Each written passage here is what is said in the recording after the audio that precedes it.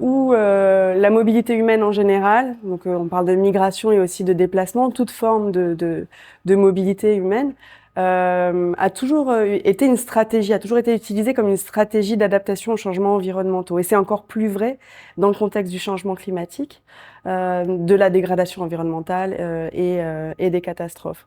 On pense, le premier exemple qui nous vient quand on pense à l'Afrique de l'Ouest et l'Afrique du Centre, c'est bien sûr la question de la transhumance, c'est la question des communautés pastorales qui utilisent la mobilité humaine au cœur de leur mode de vie et de leurs moyens de subsistance. Mais on peut aussi penser à la migration de travail en agriculture. L'agriculture joue un rôle extrêmement important dans les économies nationales et régionales, voire même continentales. Et la mobilité humaine, enfin en tout cas l'agriculture, dépend massivement aussi de la mobilité humaine, donc de la migration de travail dans le cadre de schémas de migration circulaire, par exemple, de migration saisonnière ou même de migration permanente, que ce soit au niveau interne, intra-régional ou international. Donc, clairement, la mobilité humaine, c'est une stratégie d'adaptation au changement climatique, mais pas que. La mobilité humaine contribue de manière massive ou extrêmement importante aux dynamiques économiques de la région, sur la question, sur le plan culturel, sur le plan social, etc.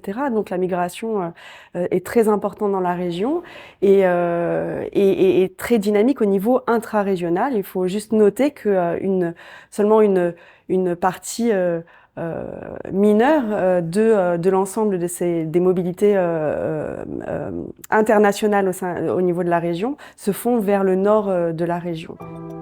Il faut aussi savoir que l'immense majorité des mobilités induites par le changement climatique, et d'ailleurs celles qu'on peut quantifier en tant que telles, par exemple suite à une catastrophe comme une inondation, un événement soudain, ce sont des migrations qui sont d'abord internes, avant tout, avant d'être internationales.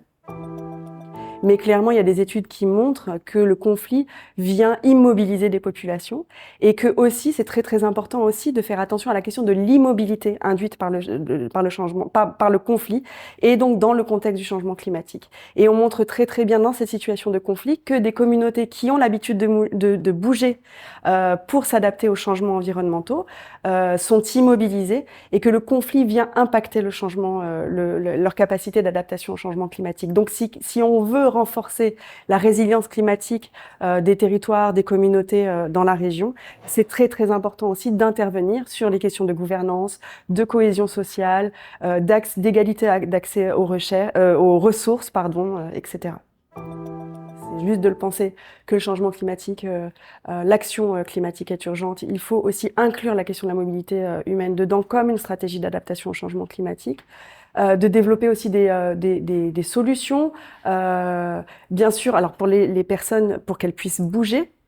Et donc, la libre circulation des personnes est bien évidemment importante. C'est un droit fondamental aussi, la liberté de mouvement, mais aussi développer des solutions pour les personnes, pour qu'elles puissent rester quand elles ont envie de rester. Et aussi, et c'est ce qu'on constate à travers nos travaux dans la région depuis quelques années maintenant, on a assez de recul pour dire que c'est très très important aussi de se consacrer à développer des solutions pour les personnes qui sont en situation de mobilité. Ce qu'on remarque, c'est que les personnes qui sont en situation de mobilité, tout à l'heure je parlais des mobilités pastorales, des communautés pastorales, mais aussi des migrants et des migrantes de travail en agriculture, mais aussi des personnes déplacées en interne. On se rend compte à travers nos études que ce sont les populations ces populations sont particulièrement vulnérables au changement climatique en situation de mouvement. Des personnes on en a parlé hier, des personnes déplacées internes dans des villes du Burkina Faso, du Niger, qui viennent en fait dans ces villes-là pour y trouver refuge, quelle que soit la raison qui les a menés à venir ici pour trouver refuge, se trouvent très souvent installés dans des zones qui sont extrêmement vulnérables au changement climatique et notamment au risque d'inondation et de dégradation environnementale en général. Quelles sont les réponses, comment structurellement on peut se préparer à ça. Donc ce qu'on sait aussi, c'est que selon le Groundswell Report de la Banque mondiale, d'ici 2050, si on reste, si aucune action climatique conséquente n'est prise et aussi sans le développement de politiques de développement inclusive, on aurait 32 millions de personnes qui se déplaceraient en Afrique de l'Ouest à l'intérieur même de leur pays.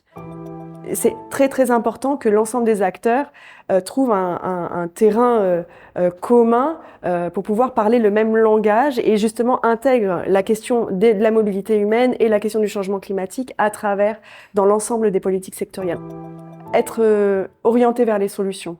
Les populations sahéliennes n'ont pas attendu la communauté internationale ou même les gouvernements en général, j'ai envie de dire, pour pouvoir s'adapter au changement climatique. On parle des populations les plus vulnérables au changement climatique au monde, mais on parle aussi, l'autre versant, le continuum, ce sont les populations les plus résilientes. Et il est temps qu'on documente leurs pratiques d'adaptation, les solutions qu'elles développent déjà en matière de changement climatique, mais aussi en matière de solidarité quand il s'agit d'une situation de conflit, ou même dans le cas d'une catastrophe. Ces populations s'adaptent déjà et elles mettent en œuvre aussi des pratiques de solidarité, etc. Et c'est important aussi qu'on arrive à documenter ces solutions-là et puis qu'on documente leur perception. Le changement climatique, c'est pas un concept, c'est une réalité avant tout. Et on a tendance un peu à essayer de conceptualiser les choses. Je pense, si on veut se rapprocher du local, de la mise en œuvre des solutions et que ce soit suivi d'impact, et que ça améliore le bien-être des populations de la région. Je pense que travailler avec les gouvernements locaux et les renforcer en partenariat avec bien évidemment les autres niveaux de gouvernance, le niveau central, national et puis le niveau régional, je pense que ça peut être un début de solution. L'idée, c'est de développer des projets où on montre que c'est possible, en fait, de ne pas opposer les droits sociaux et humains des travailleurs migrants et les droits environnementaux des communautés hôtes. Et ça contribue clairement à de la cohésion sociale, en tout cas là, dans la prévention éventuelle de conflits à terme. Mais ça contribue aussi au développement, à la sécurité alimentaire. Et ça permet aussi de visibiliser le rôle très très important que les travailleurs et les travailleuses migrants en agriculture jouent dans cette région, mais aussi à l'échelle du monde. Et comment est-ce qu'on peut promouvoir des modèles agricoles qui respectent et les droits des ressources humaines et qui protègent aussi les ressources naturelles. Oui, non, mais je pense qu'il est temps qu'on ait un regard différent sur les populations, sur les populations sahéliennes, qu'on documente, comme je le disais tout à l'heure, leur résilience et aussi l'incroyable dynamisme de la jeunesse sahélienne, des femmes sahéliennes et des sociétés sahéliennes en général, et qu'on apprenne de ces populations sur qu'est-ce que ça veut dire de vivre en première ligne du changement climatique.